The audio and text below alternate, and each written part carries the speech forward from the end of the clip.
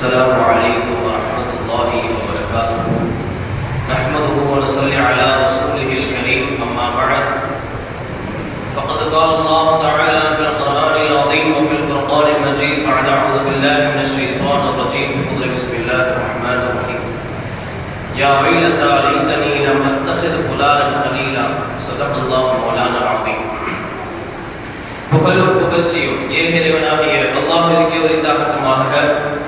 அவனுடைய சலாமும் சமாதானமும் கண்மணி நாயகம் ரசூலுல்லாஹி ஸல்லல்லாஹு அலைஹி வஸல்லம் அன்னவர்களின் மீதும் அன்னவர்களின் அடிச்சுவற்றினை பின்பற்றி வாழ்ந்து மறைந்த உத்தம சத்திய சஹாபாக்கள், தாபிஈன்கள், தபஅ தாபிஈன்கள், நாதாக்கள், ஷுஹதாக்கள், சாலிஹீன்கள் இன்னும் நம் அனைவரின் மீதும் என்றென்றும் நின்று நிலவட்டுமாக.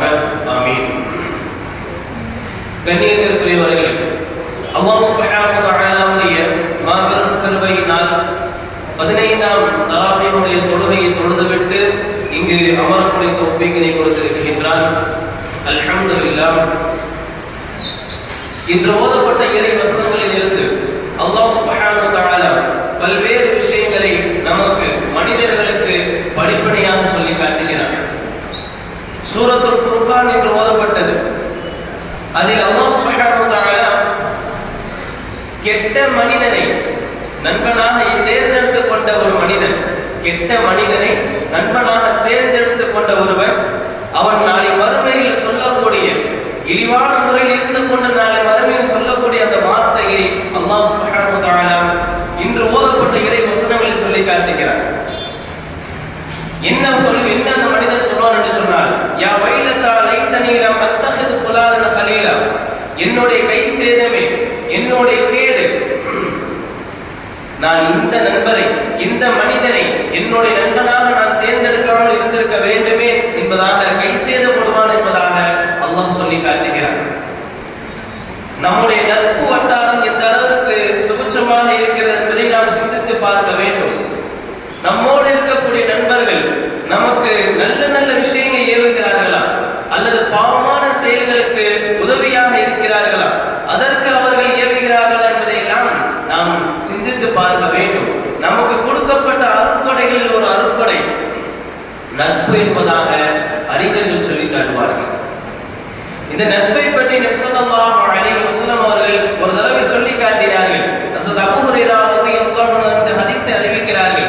நபி அவர்கள் சொன்னார்கள், அல்லாஹ்வுடைய அடியார்களில் சில மனிதர்கள் இருக்கிறார்கள், அவர்கள் நபிமார்கள் அல்ல, அவர்கள் ஷஹீதுகளும் அல்ல, ஆனால் நாளை மறுமையில் அல்லாஹ் அவர்கள் கொடுக்கக்கூடிய அந்த அந்தஸ்தை பார்த்து, அந்த சிறப்பை பார்த்து நபிமார்களும் ஷஹீதுகளும் பொறாமைப்படுவார்கள், ஆதங்கப்படுவார்கள் என்பதாக சஹாபாக்கள் மத்தியில் நபி அவர்கள் சொல்லும் பொழுது சஹாபாக்கள் சொல்லி கேட்கிறார்கள், யா ரசூலுல்லாஹ், அவர்கள் யார் என்று எங்களுக்கு அறிவித்து தாருங்கள், நாங்கள் அவரை நேசிப்போம், நாங்களும் அவரை நேசிப்போம் என்பதாக சஹாபாக்கள் சொல்லும் பொழுது நபி ஸல்லல்லாஹு அலைஹி வஸல்லம் அவர்கள் சொல்லி காட்டினார்கள், யார் அல்லாஹ்விற்காக வேண்டி நேசித்துக் கொண்டார்களோ, யார் அல்லாஹ்விற்காக வேண்டி நேசித்துக் கொண்டார்களோ அவர்களுக்கு தான் இத்தகைய சிறப்பு. அவருடைய சிறப்பை பார்த்து, அல்லாஹ் அவர்களுக்கு கொடுக்கக்கூடிய அந்த அந்தஸ்தை பார்த்துதான் நபிமார்களும் ஷஹீதுகளும் பொறாமைப்படுவார்கள், ஆதங்கப்படுவார்கள் என்பதாக நபி அவர்கள் சொல்லிவிட்டு சொன்னார்கள், அல்லாஹ்வின் மீது சத்தியமாக இத்தகைய மனிதர்கள், அல்லாஹ்விற்காக வேண்டி நேசம் கொண்ட அந்த மனிதர்கள் ஒளியினால் இருப்பார்கள், ஒளியினாலான மேடைகளில் இருப்பார்கள் என்பதாக நபி ஸல்லல்லாஹு அலைஹி வஸல்லம் அவர்கள் சொல்லி காட்டினார்கள். இந்த அளவிற்கு நாம் நேசிக்கிறோம் என்பதை நாம் யோசித்து பார்க்க வேண்டும். நம்மோடு இருக்கக்கூடிய நண்பர்கள் நாம் பார்த்தோம் என்று சொன்னால் இறை ஞாபகம் நமக்கு வர வேண்டும்.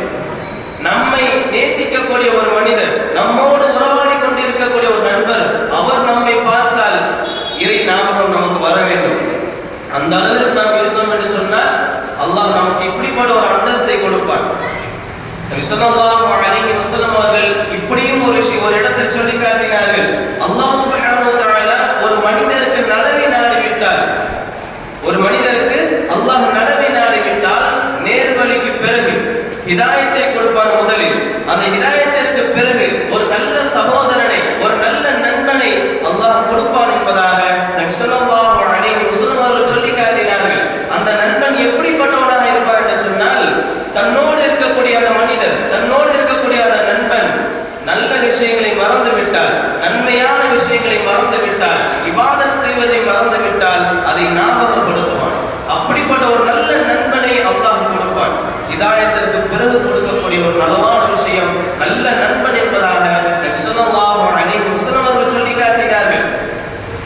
இதற்கும் ஒருபடி மேலாக நாம் இந்த உலகத்தில் யாரை நேசிக்கிறோமோ அவரோடு தான், இந்த உலகத்தில் நாம் யாரை அதிகம் நேசிக்கிறோமோ, யாரோடு நாம் அதிகம் இருக்கிறோமோ அவரோடு தான் நாளை மறுமையில் இருப்போம் என்பதாக நபி ஸல்லல்லாஹு அலைஹி வஸல்லம் அவர்கள் சொல்லி காட்டினார்கள். அல் மர்உ மஅ மன் அஹப்ப, மனிதன் யாரை அதிகம் பிரியப்படுகிறானோ அவனோடு நாளை மறுமையில் இருப்பான் என்பதாக நபி அவர்கள் சொல்லி காட்டினார்கள்.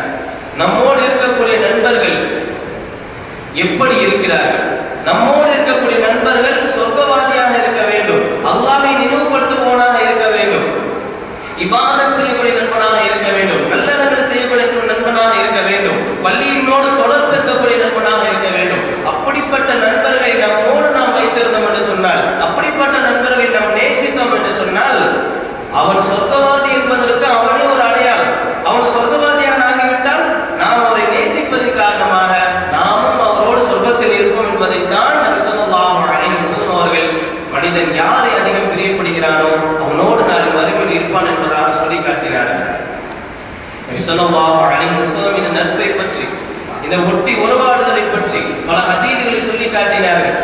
அல்லாஹ் சொன்னதாக ஒரு இடத்தில் நபி ஸல்லல்லாஹு அலைஹி வஸல்லம் சொல்கிறார்கள். அல்லாஹ் சொல்கிறார், யார் எனக்காக வேண்டி இருவர் நேசிக்கிறார்கள், யார் இருவர் எனக்காக வேண்டி நேசிக்கிறார்களோ, யார் இருவர் எனக்காக வேண்டி அமர்கிறார்களோ, யார் இருவர் எனக்காக வேண்டி அன்பை பரிமாறிக் கொள்கிறார்களோ, யார் இருவர் எனக்காக வேண்டி சந்தித்துக் கொள்கிறார்களோ அவர் மீது நான் நேசம் கொள்வது என் மீது கடமை என்பதாக அல்லாஹ் சொன்னதை நபி ஸல்லல்லாஹு அலைஹி வஸல்லம் அவர்கள் சொல்லி காட்டினார்.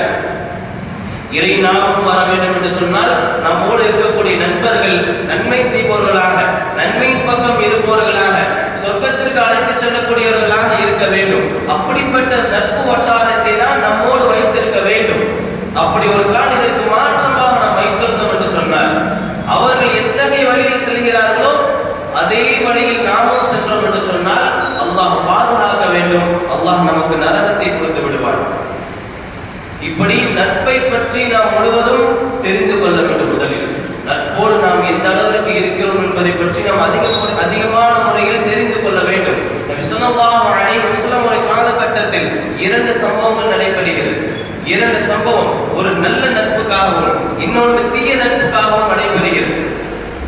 நாம் வைத்திருக்கக்கூடிய நட்புகள், நம்மோடு இருக்கக்கூடிய அந்த மனிதர்கள் நல்ல நண்பர்களாக இருந்தால் நாமும் சொர்க்கவாதிகளாக ஆகிவிடுவோம். அப்படி நம்மோடு இருக்கக்கூடிய நண்பர்கள் கெட்டவர்களாக, தீய செயல் செய்பவர்களாக இருந்தால் நாமும் அதோடு சேர்ந்து விடுவோம். அதன் காரணமாக அல்லாஹ் நரகத்தில் போட்டு விடுவான். அல்லாஹ் பாதுகாக்க வேண்டும். ஸல்லல்லாஹு அலைஹி வஸல்லம் காலகட்டத்தில் உக்பா இப்னு அபீ முஐத் என்ற ஒரு மனிதனும், அதைத் தொடர்ந்து உபை இப்னு ஹலஃப் என்ற மனிதரும் நெருங்கிய நண்பர்கள். குறைஷி கூட்டத்தில் மிகப்பெரிய தலைவர்கள், மூத்த தலைவர்கள் ஒருவர்கள் இவர்கள். அதனைத் தொடர்ந்து சொல்லுவார்கள், நபி ஸல்லல்லாஹு அலைஹி வஸல்லம் அவர்கள் துன்புறுத்துவதில், நபி அவர்கள் வேதனைப்படுத்துவதில் இந்த 2 மனிதர்கள் முன்னிலையில் இருப்பார்கள். அப்படிப்பட்ட விரோதத்திற்குண்டான இந்த 2 மனிதர்கள் உற்ற நண்பர்களாக இருக்கிறார்கள். ஒரு தடவை உக்பா இப்னு அபீ முஐத் நபியிடத்தில் சென்று சொல்கிறார், நீங்கள் என் வீட்டிற்கு விருந்து சாப்பிட வர வேண்டும். விருந்திற்காக வேண்டி அழைக்கும் பொழுது உக்பாவை பார்த்து நபி ஸல்லல்லாஹு அலைஹி வஸல்லம் அவர்கள் சொன்னார்கள், நான் உன் வீட்டிற்கு சாப்பிட வர வேண்டும் என்று சொன்னால் நீ கலிமாவை ஏற்றுக்கொள்ள வேண்டும், இஸ்லாத்தின் பக்கம் வர வேண்டும் என்பதாக நபி அவர்கள் சொல்லி காட்டினார்கள். இதனை தொடர்ந்து உக்பா இப்னு அபீ முஐத் இஸ்லாத்திற்கு நான் வருகிறேன் என்று சொல்லி கலிமாவை மொழிந்தார், முஸ்லிமாகி விட்டார். இந்த நிகழ்வு நடைபெறும் பொழுது உக்பாவுடைய நண்பரான, உக்பாவுடைய உற்ற தோழனான உபை இப்னு ஹலஃப் ஊரில் இல்லை, வெளியூருக்கு சென்று இருந்தார். வெளியூரில் இருந்து அவர் வீடு திரும்புகிறார், ஊரின் பக்கம் வருகிறார். மக்கள் எல்லாம் சொல்கிறார்கள், உன்னை நண்பரான உக்பா இப்னு அபீ முஐத் இஸ்லாத்தின் பக்கம் வந்து விட்டார்கள், முஹம்மதுடைய மார்க்கத்தை ஏற்றுக்கொண்டார்கள் என்று சொல்லும் பொழுது உடனடியாக உக்பாவை சந்திக்கிறார். உபை இப்னு ஹலஃப் சந்தித்து சொல்கிறார், நீயும் முஹம்மதும் உரையாடிய அந்த உரையாடலை எனக்கு தெரியும், நீ இஸ்லாத்தின் பக்கம் சென்று விட்டால், நீ இஸ்லாத்தை ஏற்றுக்கொண்டாய் என்று சொன்னால் நம்முடைய நட்பு இதோடு முடிந்துவிடும். நம்முடைய நட்பு பின்தொடர வேண்டும் என்று சொன்னால் இதே நிலையில் தொடர்ந்து நம்முடைய நட்புகள் இருக்க வேண்டும், என்னுடைய தோழமை உன்னிடத்தில் இருக்க வேண்டும் என்று சொன்னால் நீ என்ன செய்ய வேண்டும்? முஹம்மதுடைய முகத்தை எச்சி துப்ப வேண்டும் என்பதாக தவறான விஷயத்தை சொல்லி காட்டினார். இந்த நட்பு அந்த உக்குபாவை தீய வழியில் கொண்டு சென்றது. அவனுக்கு முகமதை விட, இஸ்லாத்தை விட, நல்ல அறங்களை விட தன்னுடைய நட்பு பெரிதாக இருந்தது. அதன் காரணமாக உக்குபா இப்னு அபி முய்த் முஹம்மது ஸல்லல்லாஹு அலைஹி வஸல்லம் அவரை சந்தித்து அவருடைய முகத்தில் வாரி விழுந்து விடுகிறார்கள். தஅவூது பில்லாஹ். இந்த நிலையில் அல்லாஹ் கோபப்படுகிறார். அப்படி கோபப்பட்ட 3 வசனங்களை இறக்குகின்றான். அந்த இறை வசனங்கள் தான் இன்று ஓதப்பட்டது. அந்த இறை வசனங்கள் தான் இன்று ஓதப்பட்டது. சூரத்துல் ஃபுர்கானில் அல்லாஹ் 3 வசனங்களை அந்த மனிதன் எப்படிப்பட்டவனாக ஆகிவிடுவான், எவ்வளவு பெரிய இழிவானவனாக ஆகிவிடுவான் என்பதை அல்லாஹ் சுப்ஹானஹு வ தஆலா கோபப்பட்டு உடனடியாக ஆயத்தை இறக்குகிறான். இந்த நிகழ்ச்சி நடைபெறுகிறது, இந்த நிகழ்வு நடைபெறுகிறது. உக்குபா முஹம்மது ஸல்லல்லாஹு அலைஹி வஸல்லம் முகத்தில் காரி உமிழ்கிறான். அந்த உமிழ்ந்த உடனே அல்லாஹ் இந்த வசனத்தை இறக்குகிறான். அது என்ன வசனம்? அல்லாஹ் சுப்ஹானஹு வ தஆலா சொல்லி காட்டுகிறான், வயௌம யஅது ஸாலிமு அலா யதைஹி. நாளை மறுமையில் அநியாயம் செய்யப்பட்ட அந்த மனிதன் உக்குபாவை அல்லாஹ் சொல்லி காட்டுகிறான். அவன் தன்னுடைய கைகள் இறுக்கப்பட்ட நிலையில் தன்னுடைய கைகள் கடித்தவாறு இப்படி கதறிக்கொண்டே வருவான். எப்படி சொல்வான் என்று சொன்னால், யகூலு யா லைத்தனி தஹர்து மஅ ரசூலி சபீலா. நபி ஸல்லல்லாஹு அலைஹி வஸல்லம் அவருக்கு நான் துணை புரிந்திருக்க கூடாதா, இப்படி ஒரு மோசமான செயலை செய்து விட்டேனே என்பதாக கதறிக்கொண்டே வருவான். அதை தொடர்ந்து அவன் சொல்லுவான், யா வைலத்தா லைத்தனி லம் அத்தஹிது ஃபுலானன் கலீலா. நான் இந்த மனிதனை உபய் இப்னு கலஃப் அவனை நான் நண்பனாக தேர்ந்தெடுக்காமல் இருந்திருக்க கூடாதா, என்னுடைய வழிகேடு என்பதாக சொல்லி காட்டுவான். இதை தொடர்ந்து 3வது வசனத்தில் இதை தொடர்ந்து அவன் சொல்லுவான், லக்கத் அதல்லனி அன் الذிக்ரி பஅத இத் ஜாஅனி வ கான ஷைத்தானு லில்-இன்சானி ஹுதூலா. என்னிடத்தில் அறிவுரை வந்த போதும் நான் அதை ஏற்காமல் விட்டு விட்டேனே, என்னுடைய வழிகேட்டில் நான் அவனுடைய வழிகேட்டில் உபய் இப்னு கலஃபுடைய அந்த வழிகேட்டில் நான் சென்று விட்டேனே, ஷைத்தான் மிகவும் விரோதியானவன் என்று நிரூபணமாகிவிட்டது என்பதாக அந்த மனிதன் சொல்லக்கூடிய அந்த வார்த்தை நாளை மறுமையில் சொல்லுவான். உக்குபா இப்படிப்பட்ட வார்த்தையை சொல்லுவான் என்பதை அல்லாஹ் சுப்ஹானஹு வ தஆலா சொல்லி காட்டுகிறான். இந்த நட்பு அவனை இஸ்லாத்தின் பக்கம் வரவழைக்கவில்லை, இஸ்லாத்தை விட்டு வெளியேற்றி விட்டது. அல்லாஹ் ரசூலுடைய கோபத்திற்கு ஆளாகி விட்டது, அல்லாஹ் ரசூலுடைய சாபத்திற்கு ஆளாகி விட்டது, முஸ்லிம்களுடைய கோபத்திற்கு ஆளாகி விட்டது. இதுவெல்லாம் இதன் காரணமாக என்று சொன்னால் அவன் ஏற்படுத்திக் கொண்ட அந்த தீய நட்பின் காரணமாக, அவன் ஏற்படுத்திக் கொண்ட அந்த தீய நட்பின் காரணமாக நாமும் அதே நிலையில் தான் நம்மோடு இருக்கக்கூடிய நண்பர்கள் எப்படி இருக்கிறார்கள் என்பதை நாம் யோசித்து பார்க்க வேண்டும். ஒரு 10 நண்பர்கள் 20 நண்பர்கள் என்னோடு இருக்கிறார்கள், அந்த 10 நண்பர்களும் என் தீய நண்பர்கள் தான் என்று சொல்வதை விட ஒரே ஒரு நல்ல நண்பன் இருப்பது மிகவும் பெரியது.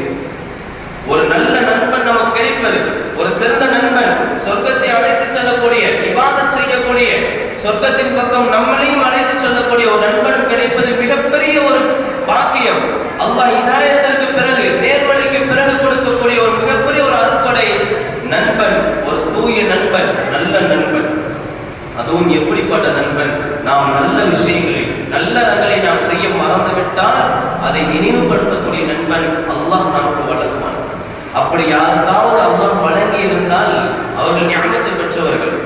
அல்லாஹ் அவர்களை நேர்வழிப்படுத்த நாடுகிறார், நேர்வழி பக்கம் வர நாடுகிறான் என்பதுதான் அர்த்தம். நம்மோடு இருக்கக்கூடிய நண்பர்களை நாம் யோசித்து பார்க்க வேண்டும். உன் நண்பன் யார் என்று சொல், நீ யார் என்று சொல்லுகிறேன் என்று சொல்லுவார்கள். உன் நண்பன் யார் என்று சொல், நீ யார் என்று சொல்கிறேன் என்று சொல்வார்கள். அந்த அளவிற்கு நம்மோடு இருக்கக்கூடிய நண்பர்கள் மிகவும் முக்கியமானவர்கள். அந்த நண்பர்களை வைத்து நாம் சொர்க்கமும் சொல்லலாம், அதற்கு மாறாக நரகத்திற்கும் சொல்லலாம். அல்லாஹ் பாதுகாக்க வேண்டும். நபி ஸல்லல்லாஹு அலைஹி வஸல்லம் அவர்கள் காலத்தில் 2வது சம்பவம் தூய நட்பு, நல்ல நட்பு. உமைர் இப்னு வஹப் ரலியல்லாஹு அன்ஹு அவர்களும் சஃப்வான் இப்னு உமையா ரலியல்லாஹு அன்ஹு அவர்களும் மிக நெருங்கிய உற்ற நண்பர்கள். ஆனால் சஃப்வான் ரலியல்லாஹு அவர்கள் இஸ்லாத்தின் பக்கம் வரவில்லை, உமைர் அவர் மட்டும்தான் இஸ்லாத்தின் பக்கம் வந்திருந்தார்கள். இருந்தாலும் கூட உமைர் ரலியல்லாஹு அவர்கள் தன்னுடைய நண்பரிடத்தில் அதிகம் இஸ்லாத்தை பற்றி எடுத்துரைத்துக் கொண்டே இருப்பார்கள். சஃப்வான், நீ இஸ்லாத்தின் பக்கம் வந்துவிடு, அதுதான் உனக்கு நேர்வழி என்று சொல்லிக் கொண்டே இருப்பார்கள். ஆனால் சஃப்வான் என்ன செய்து விடுவார்? மறுத்துக் கொண்டே இருப்பார். உமைர் ரலியல்லாஹு அவர்கள் எப்பொழுதெல்லாம் வாய்ப்பு கிடைக்குமோ அப்பொழுதெல்லாம் இஸ்லாத்தை பற்றி எடுத்துரைத்துக் கொண்டே இருப்பார்கள். ஆனால் சஃப்வான் அவர்கள் மறுத்துக் கொண்டே இருப்பார்கள். இந்த நிலையில் ஃபத்ஹ் மக்கா, மக்கா வெற்றி கொள்ளப்படுகிறது. மக்கா இஸ்லாத்தின் பக்கம் வருகிறது, முஸ்லிம்களுடைய கையில் வருகிறது, நபியுடைய கையில் வருகிறது. அந்த மக்காவில் இருக்கக்கூடிய அந்த குறைஷிகள் எல்லாம் அதை தொடர்ந்து மக்காவில் இருக்கக்கூடிய இஸ்லாத்தை எதிர்த்த அந்த எதிரிகள் எல்லாம் மிகப்பெரிய ஒரு நடுக்கத்தை ஏற்படுத்தியது. காரணம், இஸ்லாம் பெரிதாக பருவதற்கு முன்னால், இந்த ஃபதஹை மக்கா வெற்றி கொள்ளப்படுவதற்கு முன்னால் முஸ்லிம்களுக்கு இந்த குறைஷிகள் எல்லாம் மிகப்பெரிய ஒரு வேதனை செய்தார்கள். இப்பொழுது முஸ்லிமுடைய கையில் மக்கா வந்து விட்டது. அப்படி என்று சொன்னால் இவர்கள் நம்மளை கொன்று விடுவார்களோ என்ற ஒரு பயம் குறைஷிகளிடத்தில் இருந்தது. இஸ்லாத்தை எதிர்த்த அந்த எதிரிகளிடத்திலும் விரோதிகளிடத்திலும் இருந்தது. இதே பயம்தான் சஃப்வானிடத்திலும் இருந்தது. அவர் இஸ்லாத்தை ஏற்றுக்கொள்ளவில்லை, இறை நிராகரிப்பில் இருந்தார்கள். அவர்களுக்கும் இதே பயம். அதன் காரணமாக சஃப்வான் என்ன செய்கிறார்? மக்காவை விட்டு விரண்டோடுகிறார்கள். ஜித்தா துறைமுகத்திற்கு செல்கிறார்கள். அங்கே ஓடி விடுகிறார். உமைர் ரலியல்லாஹு அவர்கள் தன் நண்பனை தேடுகிறார்கள். அந்த கடைசியில் இவர் இங்கேதான் இருக்க தெரிந்து கொண்டு அங்கே சென்று நண்பரிடத்தில் சொல்கிறார், சஃப்வான், நீ இஸ்லாத்தின் பக்கம் வந்துவிடு, நான் உனக்கு பாதுகாப்பை அளிக்கிறேன், நான் முஹம்மது ஸல்லல்லாஹு அலைஹி வஸல்லம் அழைத்து செல்கிறேன் என்பதாக சொல்லும் பொழுது சஃப்வான் மறுத்து விடுகிறார்கள். வரவில்லை. உமைர் ரலியல்லாஹு அவர்கள் மீண்டும் ஓடுகிறார்கள். ஹரமின் பக்கம் வருகிறார்கள், மக்காவின் பக்கம் வருகிறார்கள். நபியிடத்தில் வந்து சொல்கிறார்கள், சஃப்வான் தன்னுடைய சமூகத்திற்கு மிகப்பெரிய ஒரு தலைவர், உங்களை கண்டு மிகவும் அஞ்சுகிறார். அந்த அச்சத்தின் காரணமாக தவறான பாதையில் சென்று விடுவாரோ, கடலில் குதித்து தற்கொலை செய்து விடுவாரோ என்ற அச்சம் எனக்கு இருக்கிறது. அதனால் நீங்கள் சஃப்வானுக்கு, என்னுடைய நண்பனாகிய சஃப்வானுக்கு நீங்க அபயம் அளிக்க வேண்டும், பாதுகாப்பு அளிக்க வேண்டும். அந்த பாதுகாப்பு அளித்ததற்கான ஒரு சான்றை கொடுக்க வேண்டும் என்பதாக தன்னுடைய நண்பனுக்கு சாட்சியாக இருக்கிறார். தன் நண்பனுக்கு அவர் பரிந்துரைக்கிறார். இந்த நிலையில் நபி ஸல்லல்லாஹு அலைஹி வஸல்லம் அவர்கள் மக்கா வெற்றியின் போது ஒரு தலப்பாகை கட்டியிருந்தார்கள். அதை சான்றாக கொடுத்து சொல்கிறார்கள், சஃப்வானுக்கு நான் பாதுகாப்பு அளிக்கிறேன் என்பதாக. உடனே உமைர் ரலியல்லாஹு அவர்கள் தன் நண்பனிடத்தில் ஓடோடி செல்கிறார். சஃப்வான் இடத்தில் சென்று சொல்கிறார், முஹம்மது ஸல்லல்லாஹு அலைஹி வஸல்லம் அவர் உங்களுக்கு என்ன செய்திருக்கிறார்? பாதுகாப்பு அளித்திருக்கிறார். நீங்கள் அவரை கண்டு அஞ்ச வேண்டாம், உம்மை நீங்கள் அழித்துக் கொள்ள வேண்டாம், நீங்கள் அல்லாஹ்வை மட்டும் அஞ்சுங்கள். அதற்கான சான்று என்னிடத்தில் இருக்கிறது. நபி அவர்கள் தலப்பாகை கொடுத்து இருக்கிறார் சாட்சியாக. நீ என்னோடு வா என்பதாக உமைர் ரலியல்லாஹு சொல்லும் பொழுது சஃப்வான் உடன் வருகிறார்கள். மக்காவில் வருகிறார்கள். நபி ஸல்லல்லாஹு அலைஹி வஸல்லம் சபையில் வருகிறார்கள். வருகை தந்தவுடன் சஃப்வான் நபியிடத்தில் கேட்கிறார், இந்த மனிதர் என்னுடைய நண்பராக உமைர் சொல்வது உண்மையா?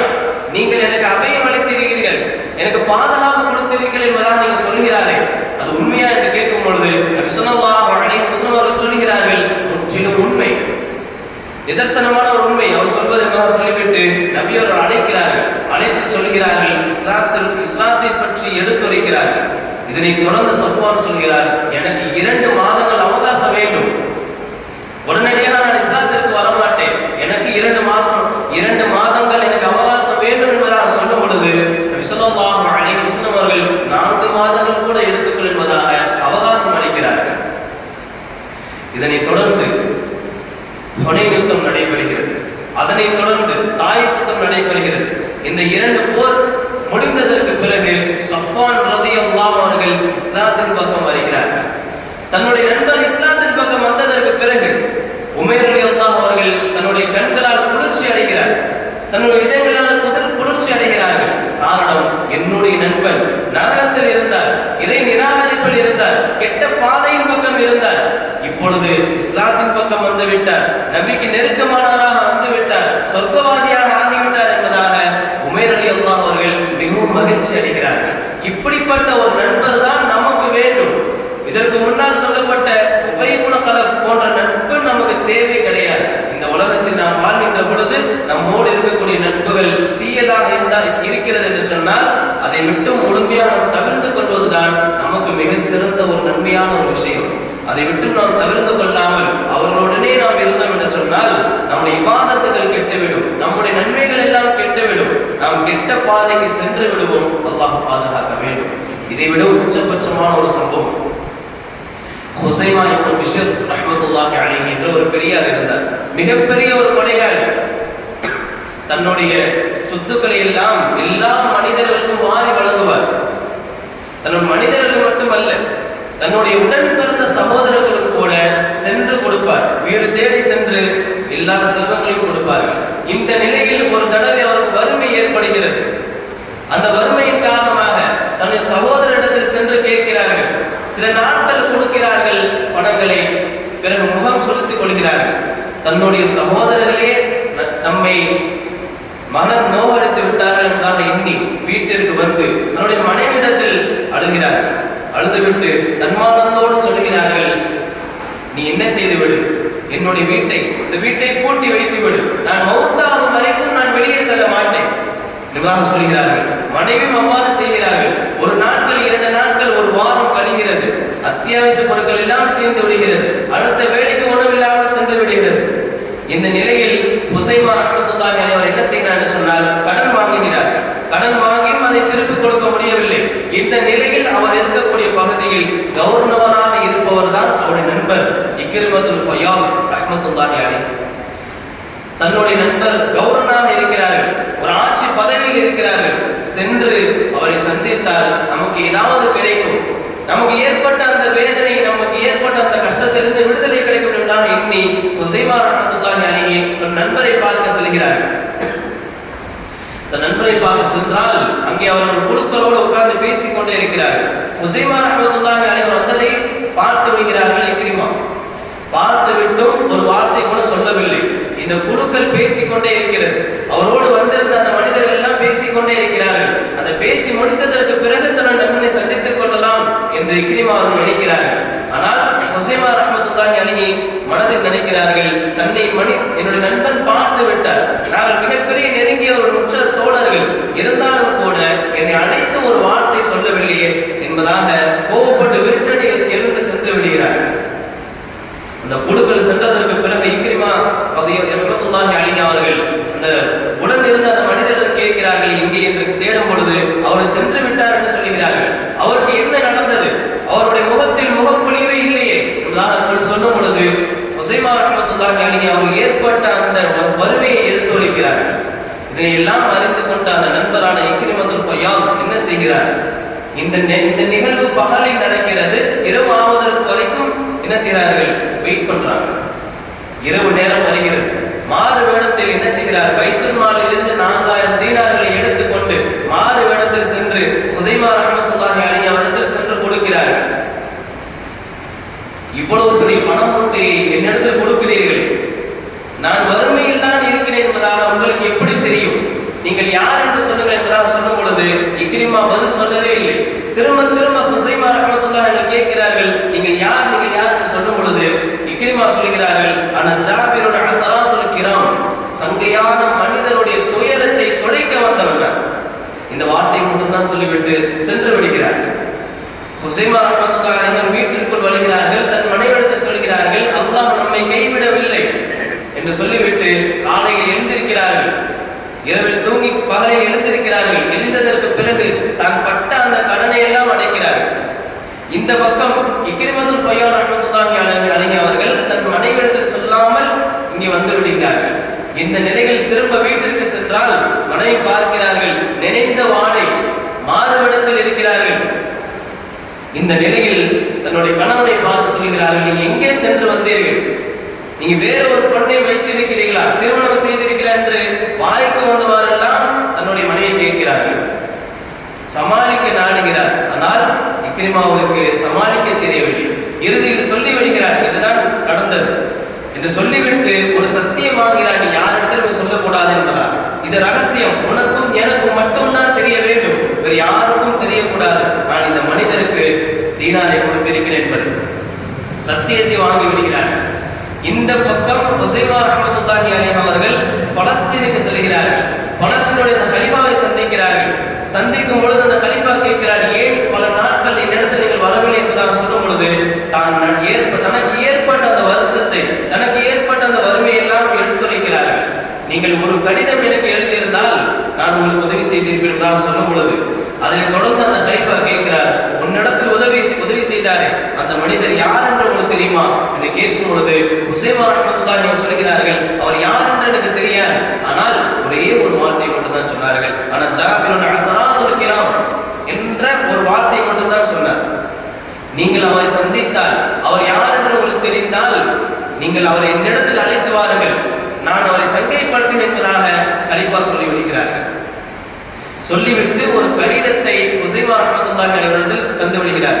ஹுசைமா ரஹ்மத்துல்லாஹி அலைஹி அவர்கள் தன்னுடைய வீட்டிற்கு வந்ததற்கு பிறகுதான் அதை படித்து பார்க்கிறார்கள். அதனை படித்து பார்த்தால் நீங்கள் உங்கள் பகுதிக்கு நீங்கள் தான் கவர்னர். இதற்கு முன்னால் இருந்தவர் இவருடைய நண்பரான இக்ரிமத்துல் ஃபயால் அவர் இருக்கிறார்.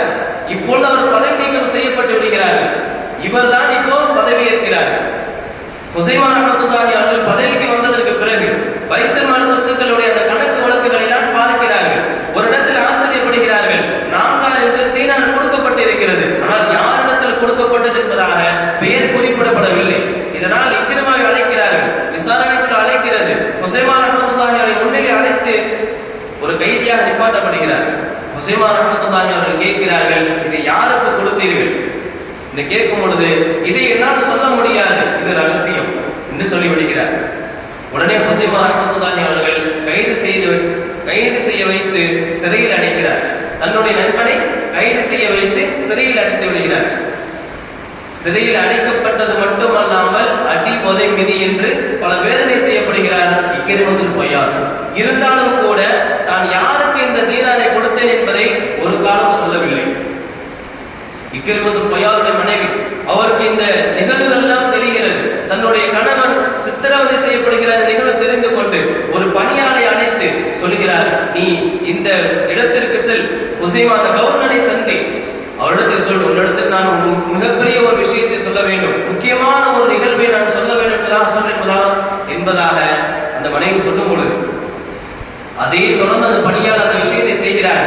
ஹுசைமா ரஹ்மத்துல்லாஹி அலைஹி சந்தித்து நடந்த விஷயத்தை சொல்லுகிறார்கள். சொல்லிவிட்டு அந்த ஜாபிருன் அஹ்தராத்துல் கிராம் அவர்களுக்கு செய்ய வேண்டிய உபகாரம் இதுதானா, உங்களுக்கு செய்த உதவிகளுக்கு பகரமாக நீங்கள் செய்த உதவி இதுதானா என்பதாக கேள்வி கேள் என்பதாக இக்ரிமத்துல் ஃபயால் ரஹ்மத்துல்லாஹி அலைஹி மனைவி சொல்லி அனுப்புகிறார். இதே நிகழ்வு நடைபெறுகிறது. ஹுசைமா ரஹ்மத்துல்லாஹி அலைஹி அவர்கள் தெரிந்து கொள்கிறார்கள், இது 4000 திர்ஹம் இக்ரிமத்துல் ஃபயால் எனக்கு தான் கொடுத்தார் என்று. நான் வறுமையில் இருக்கும் பொழுது எனக்கு தான் அதை கொடுத்தார் என்று தெரிந்து கொள்கிறார்கள். சென்று மன்னிப்பு தேடுகிறார்கள், மன்னிப்பு கேட்கிறார்கள். தானும் சிறைக்குள் வந்து இதற்கு நான் தான் தண்டனை அனுபவிக்க வேண்டும், என்னை இந்த சிறையில் அடையுங்கள் என்பதாக உள்ளே சென்று கதவை தாப்பால் போட்டு விடுகிறார்கள். இக்ரிமத்துல் ஃபயால் அவர்கள் அவரை வெளியே எடுத்து சொல்லுகிறார்கள், அல்லாஹ் உன்னையும் என்னையும் மன்னிக்கட்டும், இதற்கு நீ காரணம் கிடையாது என்பதாக சொல்லிவிடுகிறார்கள். இதனை தொடர்ந்து ஹுசைமா ரஹ்மத்துல்லாஹி அலைஹி அவர்கள் என்ன செய்கிறார் என்று சொன்னால், தன்னுடைய நண்பரான இக்ரிமத்துல் ஃபயால் அவர்களை வீட்டிற்கு அழைத்து அவர் உபகாரம் செய்து அவரை வீட்டிற்கு அனுப்பி எடுத்து விடுகிறார்கள். கலீஃபா, பலஸ்தீனில் இருக்கக்கூடிய அந்த கலீஃபாவுக்கு இந்த விஷயத்தை எல்லாம் சொல்லிவிட்டு அவரை அழைத்து வருகிறார்கள். இக்ரிமத்துல் ஃபயால் ரஹ்மத்துல்லாஹி அலைஹி அழைத்து என்ன செய்கிறார்கள், அவர்களுக்கு சந்தோஷமான ஒரு நிகழ்வை ஏற்படுத்துகிறார்கள். தன்னிடம் இருக்கக்கூடிய உயர்தர ஆடைகளில் 2 ஆடைகளை கொடுக்கிறார்கள். அதனைத் தொடர்ந்து 10,000 தீனார்களை பொற்காசுகளாக ஒரு அன்பளிப்பாக அந்த கலீஃபா இக்ரிமத்துல் ஃபயால் ரஹ்மத்துல்லாஹி அலைஹி அவர்களுக்கு கொடுத்து விடுகிறார். இதற்கு முன்னதாக கலீஃபா இக்ரிமத்துல் ஃபயால் ரஹ்மத்துல்லாஹி அலைஹி சந்தித்த போது ஒரு கடிதத்தை கொடுக்கிறார்கள். ஒரு தாளை கொடுத்து விட்டு சொல்கிறார்கள், உங்களுக்கு என்ன வேண்டுமோ அதை இந்த கடிதத்தில் எழுதுங்கள், நான் அதை கொடுக்கிறேன், நீங்கள் என்ன எழுதினாலும் நான் கொடுப்பேன் என்பதாக கலீஃபா அவர்கள் சொல்லும் பொழுது அதை இக்ரிமத்துல் ஃபயால் மறுத்து விடுகிறார்கள். இதனை தொடர்ந்துதான் உயர்தர ஆடைகளும் பொற்காசுகளும் கலீஃபா அவர்கள் இக்ரிமத்துல் ஃபயால் ரஹ்மத்துல்லாஹி அவர்கள் கொடுத்தார்கள். இப்படி எல்லா விஷயமும் நல்ல நட்பின் பக்கம் தான் இருக்கிறது. அவர் வறுமை இருந்ததன் காரணமாக தன்னுடைய நண்பர் வறுமையில் இருக்கிறார், ஆனால் யார் கொடுத்தது என்று தெரியாமல் யாருக்கும் தெரியாதவாறு உதவி செய்து அவர் இந்த நிலைக்கு கொண்டு வந்ததற்கு காரணம் யார் என்று சொன்னால் இக்ரிமத்துல் ஃபயால். அந்த நட்பின் காரணமாகத்தான், எல்லா விஷயமும் தூய நட்பின் காரணமாகத்தான் இருக்கிறது. அந்த வகையில் நம்மோடு இருக்கக்கூடிய நண்பர்கள் நல்ல நண்பர்களா அல்லது கெட்ட நண்பர்களா, நம்மை நன்மையின் பக்கம் அழைப்பவர்களா அல்லது தீமையின் பக்கம் அழைப்பவர்களா என்பதை நாம் சிந்தித்து பார்க்க வேண்டும். வல்லவர் ரஹ்மான் நமக்கு நல்ல நட்புகளை கொடுப்பானாக. அந்த நட்பை கொண்டு அல்லாஹ் சொர்க்கவாதியாக ஆக்கக்கூடிய தௌஃபீக்கினை நம் அனைவருக்கும் தந்தல் புரிவானாக. வாஹிரு தஅவானா அல்ஹம்துலில்லாஹி ரப்பில் ஆலமீன். அஸ்ஸலாமு அலைக்கும் வரஹ்மத்துல்லாஹி வபரகாத்துஹு.